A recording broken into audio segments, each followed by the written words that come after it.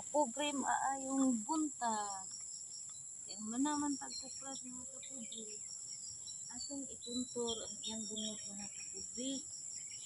Ikuntur nato ni kay para dili mo abwa ang tambok niya mga kapobre. Naon ni siya mga kapobre.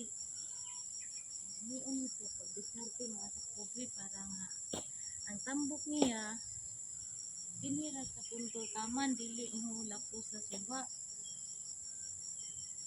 O diba mga kapobre, kung ani ra ka simple ang atong ginabuhi diri sa bukid mga kapobre. Kinahanglan nga mautak madiskarte pud ta mga kapobre kay og kita ka mao mo diskarte awa gihapon tay kuha mga kapobre. Kayo mga kapobre ni break maron sa atong pagpaninda diri ta sa farm ron mag-duty tibuok adlaw mga kapobre.